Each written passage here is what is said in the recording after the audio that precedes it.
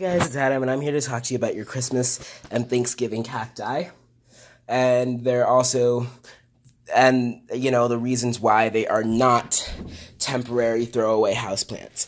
A lot of holiday themed houseplants, such as the schlumbergera cacti or Christmas and Thanksgiving cacti, also Easter cacti, poinsettias, supermarket kalanchoes, and others of that nature, are treated as temporary plants that are thrown away after they flowered, because a lot of people don't even know how to take care of them. Poinsettias are the most common example of this, but these Christmas and Thanksgiving cacti oftentimes either get thrown away or die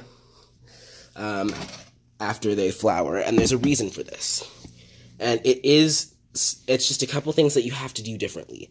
Now, first of all, here you can see that I've replanted this. It came in like this little black plastic pot, and it actually started shriveling up on me, and I thought I wasn't watering it enough, and then I thought I was watering it too much. So I tried both, and it still wasn't looking good, so I actually had to repot it. One reason why these plants are so hard to keep alive that a lot of people don't realize, because they're grown so commonly and so many of them are grown, it'd be way too expensive to grow them in the proper soil.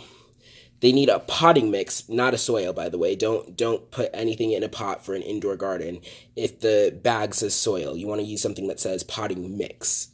They need something well draining, so there's a lot of perlite in here and a lot of vermiculite and also a lot of sand. I use a cactus, palm, and citrus mix with a lot of added sand and a lot of vermiculite and perlite added to it, because these plants are what we call epiphytes, and I'm going to show you my Christmas cactus as well. This is a Thanksgiving cactus, and I'll show you the difference between that and the schlumbergera bucklei. So this is schlumbergera, and I forget what the species is, but this is a Thanksgiving cactus, and you can see it grows upright like this. It grows more upright in kind of a bushy type of shape, and it's got leaf segments here that are pointed and a lot larger than the schlumbergera bucklei Christmas cactus, which grows in more of like a trailing, arching shape. It grows more of a weeping shape. I love these flowers. It's just closing up, and this is the last one, I believe, of the year. And see, these leaf segments are more scalloped. It branches and it kind of weeps. It kind of grows like a weeping willow. But these are epiphytes, okay? So that means that where they grow naturally, which is in the Amazon rainforest and in like tropical rainforests and stuff, they actually grow attached to trees, and they don't have big root systems. So one issue is that their roots need to be able to breathe. The soil was so hard and compacted in this plant before I repotted it that it was dying. So when I actually soaked the root ball, got rid of the old soil, I just gave it completely fresh, well draining soil, it perked up immediately. The next day it was nice and thick and plump again, and I was very happy about that. So that's one thing. Make sure that you repot it into a nice cactus, palm, and citrus potting mix, or if you know how to mix your own potting mixes, I'd say 1 part peat moss, 1 part sand, 1 part perlite, 1 part vermiculite.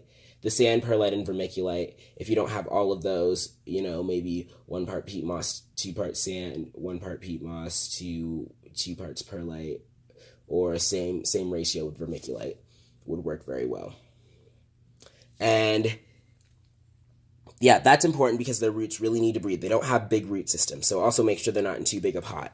There were roots coming all the way to the bottom of the pot that I got this in, which is only a little bit bigger than this pot. So this is an okay size, but most of the time you'll see a large schlumbergera in a small pot like this. And that is okay because they don't really usually have big root systems. Now this is a little bit root bound, so this summer I'm probably going to have to repot it. And you can see I actually have to keep it in this like little glass stand here. Make sure that there's drainage holes at the bottom of the pot. And I can't really flip the Christmas one over, but I will show you the Thanksgiving. You see there are drainage holes in the bottom. That's a very important tip. As far as fertilizing, fertilize after it gets done flowering. They flower when they're a little bit stressed, and if you give them fertilizer, they'll actually focus more on growing new leaf segments than they will flowers. And I like the flowers, so I don't fertilize until they're done. Remember, don't fertilize them too much in the summer because that's their rest period. Their growth periods in the winter, just because they live in South America on the other side of the equator from where we live here in Iowa. So you can see these little leaf segments are starting to come in, which means I could fertilize it now with some cactus fertilizer if I wanted to. Don't neglect to water them, because remember, even though they are cacti, they are a succulent plant. They grow in tropical areas. So the way you want to do that, because you don't want to water them too much, that would be a horrible idea to water them too much. If you overwater them, just like a desert cactus, they will rot. They do store water in their leaf segments and in these very thick woody stems, which the leaf segments will turn into over time. What I like to do is use some lukewarm water in a spray bottle, and I like to mist them. And you can do this every day, and they will appreciate it so much because they like that humidity. So I just like to give them a nice fine mist, and I sometimes do this a few times a day. You know, if you walk past it and you happen to have set your spray bottle down anywhere near your schlumbergera cacti or any other cacti that you have that are tropical, like the Easter cacti or some type of tropical epiphyte cactus, you know, don't hesitate to spray them. You can do it as many times a day as you want. I'd say at least once. I like to do it once in the morning and once at night at least. But sometimes I do it 3, 4, even 5 times a day on the weekend if I'm here and I'm not busy. And, you know, I just think about it because, you know, they really do appreciate it. So, you know, just make sure that they get a nice little misting every day, and that should be fine. As far as propagation goes, once they're done flowering, you can take a segment like this that has active growing tips, which you can tell it's an active growing tip because there will be new leaf segments forming. Like you can see there's new leaf segments forming here, new ones forming here, new leaf segments forming here. And on the Thanksgiving, new leaf segment, new segment, new segment, new segment. And you can take a cutting that has 2 leaf segments, an old one and a new one, let it dry out for a few days, and then plant it in very well-draining soil. And just make sure you spray it every day, and it should start getting roots and new leaf segments and shoots, and it should be growing pretty quickly there. I don't grow a lot of them from cuttings just because I think that they're easy enough that I really don't need to have too many. But yeah, that's pretty much all I have to tell you guys. Lighting, they should be fine in a multitude of lights. I'd say keep them in moderate light, and then when it's time that you want them to flower, then you can put them in some brighter light. And that's what I do. But I just keep them here, you know, the window's here, and then my plants are, my bigger plants that can't fit on the windowsill sit here. And that's usually enough light for them because they all go outside in the summer. As soon as the danger of frost is past, I actually put all of my plants outside in partial shade, partial sun, and they do really well out there. My aloes flower. A lot of my houseplants will flower if they're outside and they're in the warmth.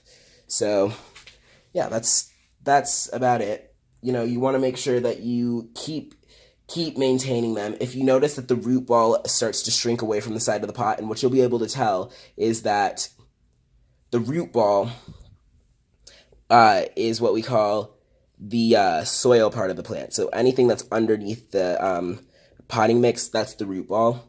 Now, if the root ball is compacted and then shrunk away, you'll be able to tell because there will be a gap between the soil and the pot.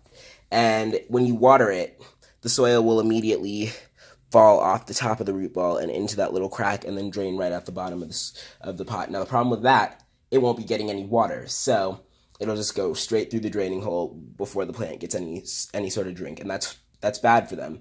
So put the whole thing in a bucket and soak it, then kind of just take your hands, kind of break the root ball up, and then repot the plant, which is what I did here. And I love this biodegradable pot, by the way. I also have it in yellow and pink. I don't know where I got them from. They were actually a gift to me, so I'm not sure where they came from. But if you can find them, or you can find any other nice pot that you want with drainage holes, those little attractive planters that you get that don't have any hole at the bottom are not suitable for any houseplant, unless you take a plastic pot, like a little nursery pot like this, and then put it inside of that attractive pot, which to water it, you'd have to take the nursery pot out. because you don't want water to collect at the bottom. But yeah, that's about all I have to say about these. They are not throwaway plants. Schlumbergera cacti are plants that you can have year after year. Actually, at my school in the library, there's one that has to be about somewhere from 10 to 15 years old, and it's huge and it's gorgeous and it flowers year round.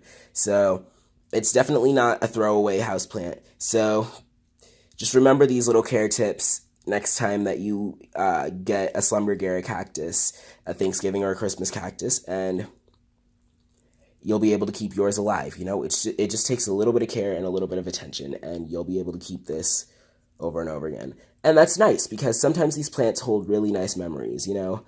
Let's say you get a plant while you're, like, in the hospital because of, like, some illness, and then you make it, or you receive a plant at a wedding or a funeral as a party favor. You know what? If you keep it alive, you'll have that living memory forever, and it'll grow with you, and that's really cool. That's just a really cool way to remember something. So I think that these throwaway houseplants should not be throwaway houseplants.